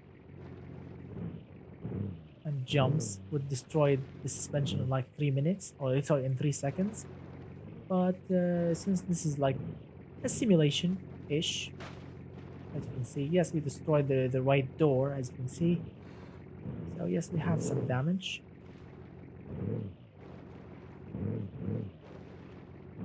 Not bad at all so far. Front bumper, I'm just sad about the front bumper. It's getting destroyed hard. I know some of you wants to see tire smoke and speed runs and track days and whatever, but it's been a while since I went like off-roading in BeamNG. And doing that and Pikes Peak is actually unique, because Pikes Peak is not about off-roading, it's about going uphill, I think. There we go, taking it left. Perfect. Here we go. Here we go. Here we go. Reaching the finishing line in a bit. Needs to be careful at the end. Not destroying the car. And here we go. Last one. Oh, we need to go downhill or need to go down a little bit. Here we go. Here we go. I'm gonna cross the line. Wee! Let's check out the damage. So the bumper surprisingly took the hit very nicely. Like check out the bumper is barely scratched. We destroyed the side doors, as you can see. I mean, the front doors are bent, the left one and the right one. The rear bumper is bent a little bit. Suspension, I think it's damaged. I think, yeah, in some corners, I think it's damaged. Maybe the front more than the rear. Yeah, I think the front one is it's a little bit damaged. Yeah, but in general, this thing kept on very nicely. Let's check out the route.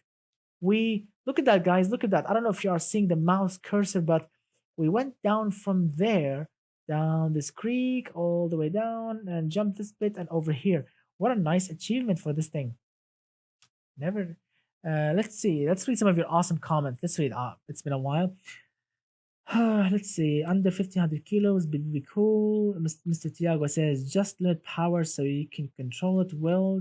Could you have some Escador rivals? Put what? Put Ruth? Ruth? You mean Ruth supercharger? I think. Put whatever. But the Escador was from next service era. Mr. Vlad says we actually never had a station wagon challenge. Well, why not? I didn't see a suggestion when the brainstorming session was on. Not a great articulation on it. Yeah, it's not really off-roader, my friend. This is like a street-tuned, SUV, for the challenge, but not bad. It kept nicely, kept on very, very nicely. Off-road Pikes Peak Wagon Challenge. It's gonna be interesting. Yeah, these brakes are very meh-ish. Very yes, yes. That's correct. For a moment, those brakes are not functioning at all. I mean, what did we did? What did we did? We tested uphill, and we didn't use that much brakes. But downhill, those brakes are completely useless. No ABS. I mean, they are just locking the tires, and yeah, the rest of the story. All right, guys. Now let's test something special. Something that I that I completely forgot. That I completely forgot about, and I saw it tonight, which is the legendary one of the oldest cars on this channel, the Gladiator 1000.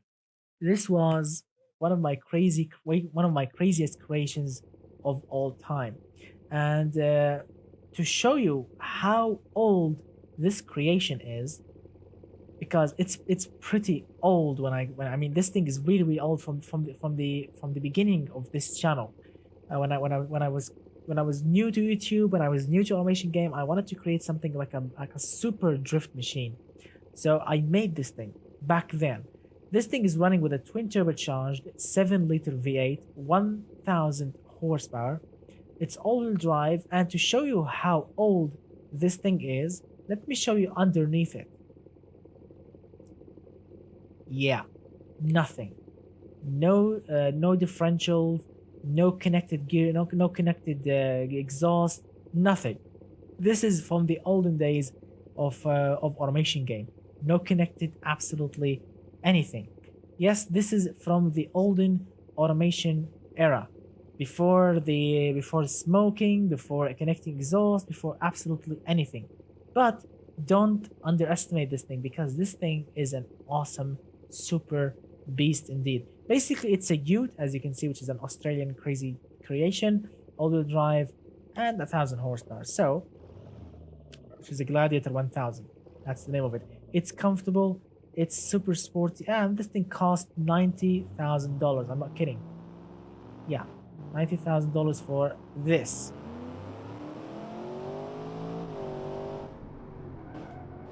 I want to upgrade this thing with the new automation version,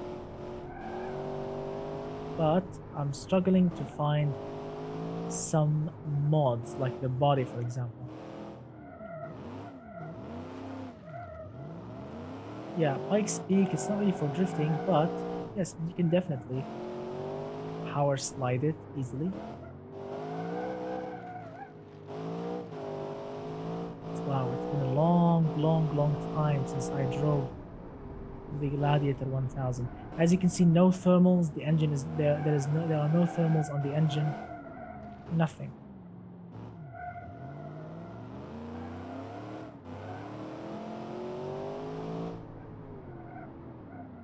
If you really want to see this thing rocking really hard, you need to go to my channel. There are some special videos about this thing drifting like a massive super beast.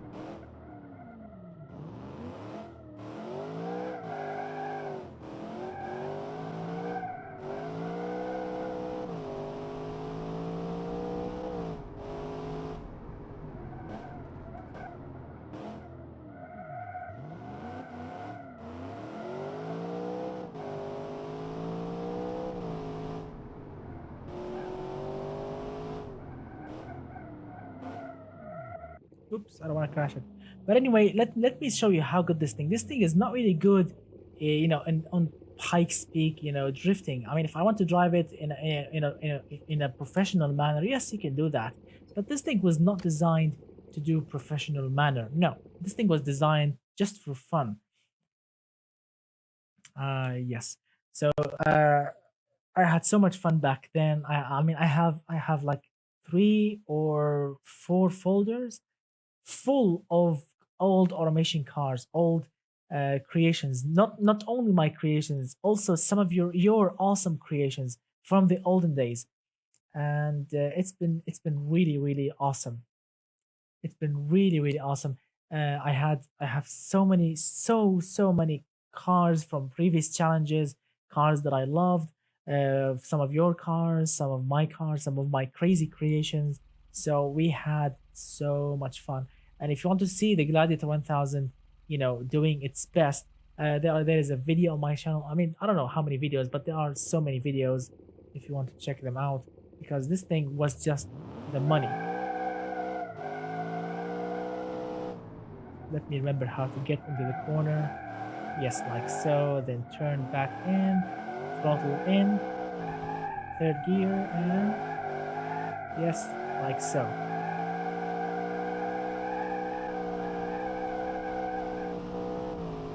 Like so. Oh my god, it's been a while. It's been a while since I drove this thing. I definitely need to upgrade this thing with the new automation. Give it proper. Check it out. Yeah. That's how the Gladiator runs. That's how the Gladiator 1000 runs.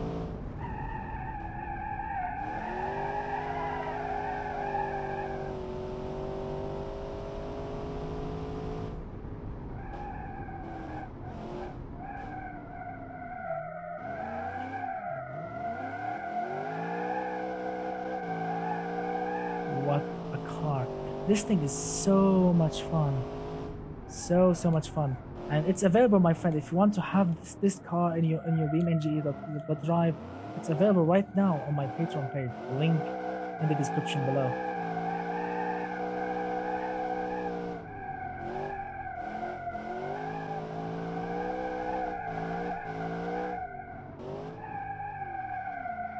Oh my god, it's been a while. I need to retrain myself. I need to train more. I used to drift the whole automation test track, but it's been a while.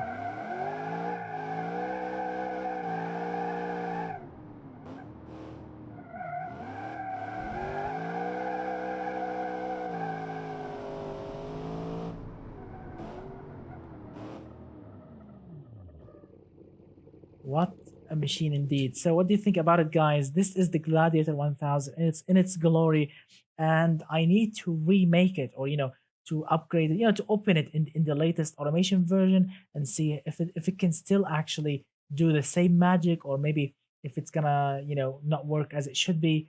But as I quite remember, I did another version, which is called the Gladiator 800, because I remember automation game when the differentials, when differentials came and the connected exhaust and all that nonsense. I remember creating something else, which is the Gladiator 800, a little bit less powerful car, because of course automation game introduced the new turbocharged system, which is if you put too much boost, the engine will explode, basically. And that's why I created the 800, the Gladiator 800, with, yes, connected, as you can see, differentials and exhaust. So it's a beast, with of course flames and 9,000 RPM.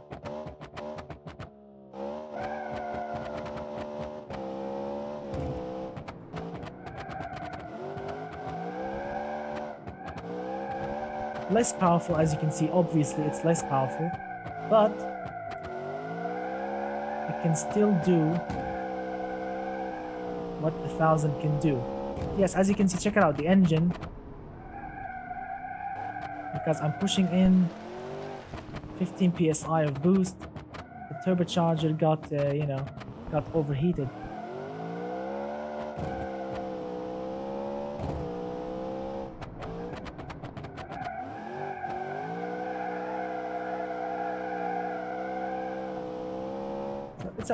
It's a nice car indeed. It's a nice beast indeed. And the reason that it's here in this live stream, because I loved it so much and I forgot about it. I mean, I really genuinely forgot this car indeed. But when I was searching today's, when I was searching today, my old folders, and I found this, I remembered how good this thing was. I mean, yes, some people will say it's super basic. There is not much, there is not much, fixtures going on. But remember, this car was made really back then when we couldn't really create something as we are doing right now. Right now, we are creating some awesome, beautiful looking cars with fixtures and many, many details. But this car was created back then when we used to be new to automation game. Check it out. Check out the badging. Just V8 turbo, super basic. I mean, check out the wipers. I mean, look at that. The whole body is not really functioning as it should be because it's from the olden days. Check out everything is from the olden days, and I really hope that you enjoyed this thing because I mean it's one of my craziest creations. Right. So yes, it's really fun. It's really awesome. And what I want to do, and this is the mistake that I said because what I really wanted to do is I want to shove a V8 diesel in this thing and do like a diesel drift machine. That's what I wanted to do. Really, genuinely, that's what I wanted to do, and I forgot to put the diesel file in this thing.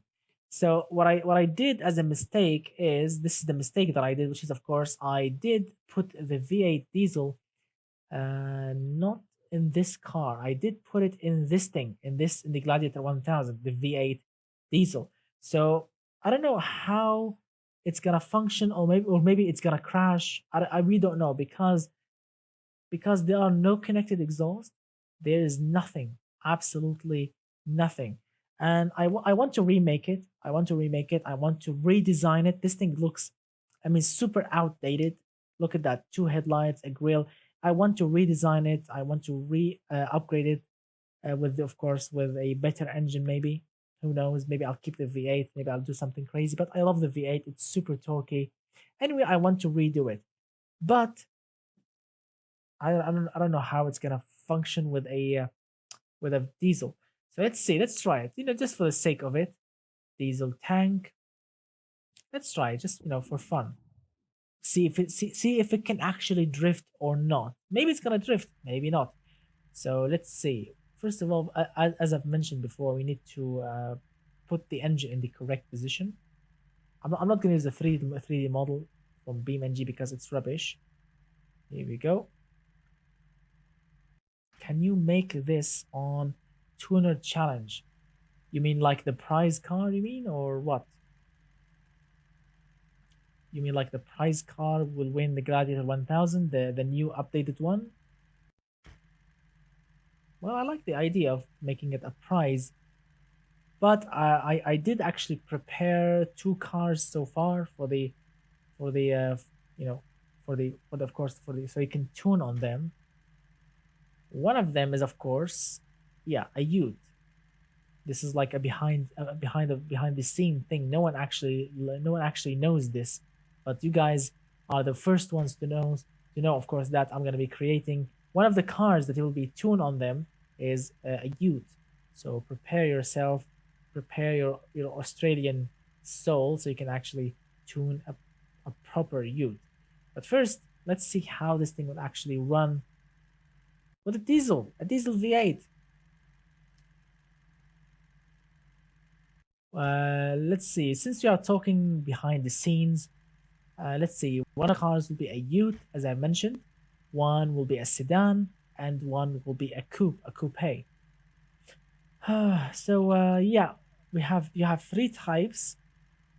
All three are like super similar when it comes to weight. You know, the engines are dummy engines. So it's up to you if you want to keep the original engine and tune on it, or of course if you want to swap it. But of course the swapping will be like under budget. I'm not gonna allow like a super swappy, super powerful monster. I'm gonna put like a horsepower limit, because a lot of you will just say, okay, my car is producing 1,000 horsepower or 2,000 horsepower. No, there will be definitely a limit on that. Yeah. So as you can see right now, we are no, no, no. No, no, no. I don't want to put the visible turbo thing. No, no, no. It's not gonna work. Check it out. It's sticking out of the hood. I'm sorry if I'm taking too long, but it takes a while, as you can see. Here we go. Now let's see. This is the supercharger audio gain. Let's go 400%. No, I'm sorry. No smoking here. 420. Here we go. Ah, here we go. Supercharger. All right. Power maxed out. Overdrive maxed out. Gear ratio maxed out. Maxed out boost and apply. Can I LS swap it? Yes, of course you can, my friend. No, not joking.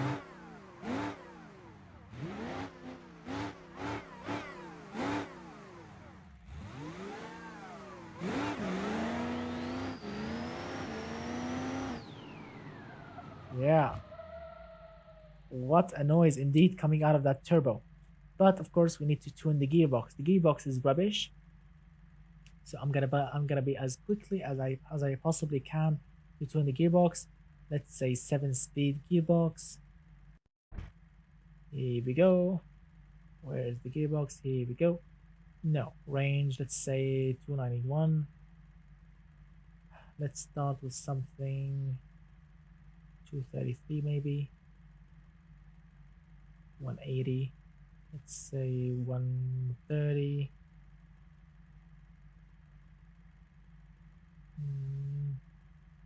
900. No, let's say 800, 700. And then let's go like, come on, 601. Let's try this map first. Sorry guys, I'm taking so long. I don't want you guys to be bored. But yeah, unfortunately tuning the gearbox takes time. Yeah.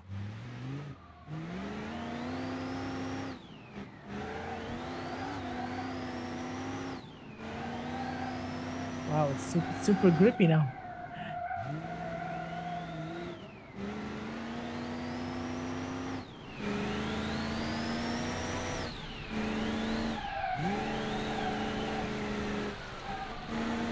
Oh my god, I need to tune it better. Whoa.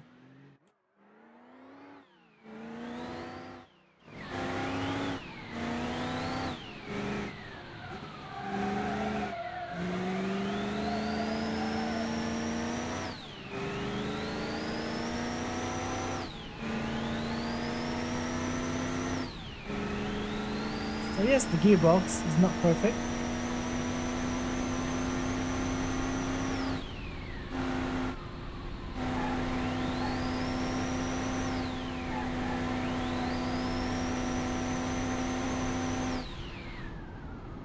So the gearbox is not really perfect, unfortunately. Yes, the gearbox needs a lot of tuning. Oops, like the gearbox needs definitely a lot of tuning, but it sounds absolutely amazing. You know, diesel, U together, it sounds perfect. But of course, if I want to make this thing a real drift machine, this thing is gonna need a lot of work, really, because yes, it looks good and looks basic, but it definitely is a nice car to drive, really. So so that's pretty much it, my friend. I think we have. I mean, I have all these cars. As you can see, we have the Porsche turbocharged diesel thing. We have a lot of crazy things here, but I had so much fun indeed. Yes, Mr. Vlad. Yes, can you imagine that? I really want to see the day when diesel is actually in our machine game. It's gonna be really fun. It's gonna be really awesome. So we're gonna use modern tunes on the challenge cars. Of course, modern tunes, but not in the way you think, because not all the cars are modern. Yes, I'll be using a Youth, I think, and the cars that I did prepare are not entirely modern. So it's gonna be interesting. Yeah, I don't want to spoil the challenge. You already know what types of cars I did mention them, but yeah, not all of them are modern. This is the only thing that I can say, and it's gonna be really awesome. And I do know which type of engines people will use, but it's gonna be really awesome. Can you make a Hellcat challenge? In automation game, no, you can't do that because there are no superchargers in automation game. But I can make a V8 in automation game, a naturally aspirated one, Mr. Radioactive. And then in BeamNG here, yes, I can put a supercharger mod on it. And so you can hear the supercharger whine and everything and 700 horsepower. But unfortunately, in automation game, you can't really make, uh, the Hellcat engine because superchargers are not there yet. Goral Adrian, yes, thanks, my friend. I did actually create the Porsche 911 2017 model replica. I did create the base one. This one, as you can see, it's loading. So I created the base one, which is this one, the 2017 model. As you can see, it looks absolutely breathtaking with the correct engine, Porsche specs, suspension, brakes, everything is Porsche specs. And also I did create the GT3. Where is it? Here you go. 911 GT3 also, which looks absolutely tremendous. Also very stable. The GT3 is running with a 4-liter the Boxer 6 engine from Porsche, naturally aspirated and 500 horsepower. Yeah, which sounds like a true beast. Yeah, anyway, so did you mean Boxer 2? No, there is no Boxer 2, my friend. It's a Boxer 6 or a flat 6 as they call it. But this thing here, this is the TD version. The TD version is a special version because this is the diesel version. What I did is I took the Boxer 6 out. I swapped it with an inline 6 diesel turbo, as you can see, or yeah, as you can see right now, and it works perfectly. So this model here, this is a diesel Porsche.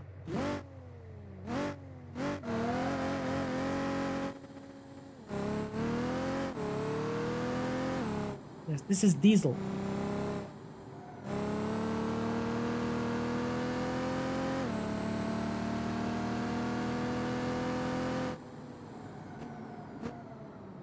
Which drives absolutely amazing.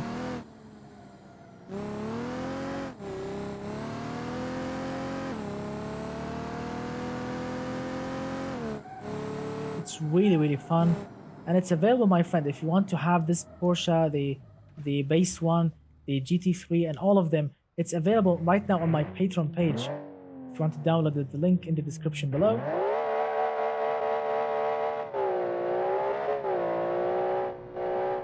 Now this is petrol, of course. GT3.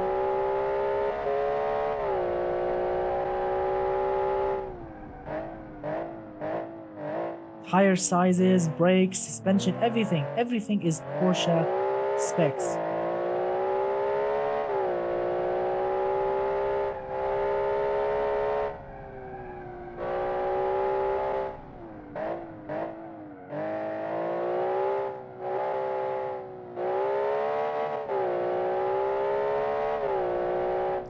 It's beautiful, really. I genuinely love to drive this thing because it's a proper, it's a proper, GT car. Look at that. Center lock wheels, the engine, as you can see, naturally aspirated. It's rear-wheel drive, no front differential, none of that nonsense. Super balanced, super beautiful. The tires, the rims, the brakes, the suspension, everything is Porsche, measures, Porsche numbers, which is really awesome. Yes, Mr. Texas, I tried my best to recreate it. Unfortunately, let me explain it. In automation game, the problems that I faced is here. I don't know if you can actually see the mouse cursor, but between the light and the hood, there is this gap here. I tried to move the light a little bit, a little bit to the middle, but I can't. Automation game will never let me. I mean, I don't know why, but it just never ever let me. So I tried my best to scale them, the sizes, and move them a little bit to the middle. So I couldn't, unfortunately. But yeah, I tried my best, and I genuinely hope that you enjoyed it, guys, because I absolutely loved it. And of course, I loved the person who created the font for the mod font, the Porsche font. As you can see, the Porsche back there. I love the font so much, and I'm happy to put it on the car because it makes the car looks realistic. All right, guys. So that's pretty much it, my friends. I genuinely hope that you enjoyed this live stream tonight. Let me do something really quickly. Yeah, let me do something really quickly, guys. Just a moment. Doing something really important. So yes, that's pretty much it, my friend. My friends, thank you so much. Thank you so much, guys. You guys are really really awesome for joining my live stream.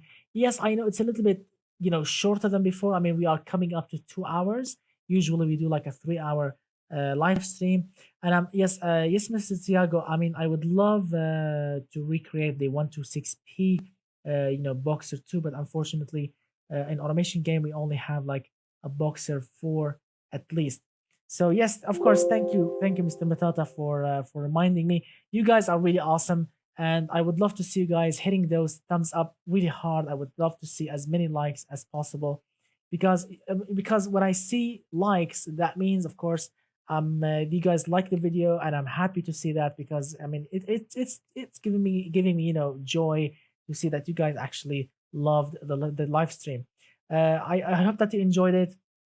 I genuinely hope that you enjoyed it, my friends, because I had so much fun driving your crazy cars, that supercar, that muscle car thing on Pikes Peak. Those cars were hilarious, and I genuinely love them. So thank you so much, guys, for watching. You guys are absolutely having so much fun with me, and you guys are awesome, just awesome. You guys are always make my Friday the happiest Friday ever, because even when I'm sad, coming back from work, even when I have like a problem, or maybe my car is broke down or something, I just fire up the live stream, chat with you guys, blow up some steam, drive some fast cars. Just beautiful. Thank you so much, guys, for always helping the channel, helping me, and supporting me, supporting the channel and everything. You guys are absolutely super super awesome. So thank you so much, Mr. Texas. You guys, thank you so much for your car. Thank you so much, Mr. Tiago, Mr. Goral Adrian, Mr. Roman Pass, Mr. Let's see who else, Mr. Vlad. Thank you for keeping it clean here. Thank you, Mr. Matata. Let's see who else. Mr. Tiago again. Who else? Who else was with us?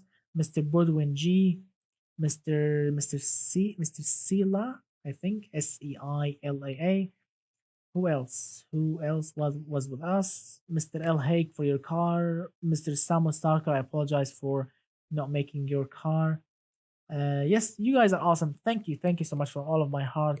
Yeah, you guys consider checking out my Patreon page. The link in the description below. Of course, I'm not asking you to do that, but of course, it would be nice if you can guys go to my Patreon page. Check it out. If you find something you like, consider subscribing to my Patreon page. It will help the channel. It will help me, and of course, you can enjoy all of my special cards on that page. You can download them all and have so much fun with them. Thank you so much, guys, for watching. I will see you very very soon with the challenge, with the tune your car challenge. A lot of you voted for it, so I think it will win. So thank you so much. Have a great weekend. Have a great Friday. Have fun always. Stay safe, and I will see you very very soon. Keep it real, my friends, and good night for all.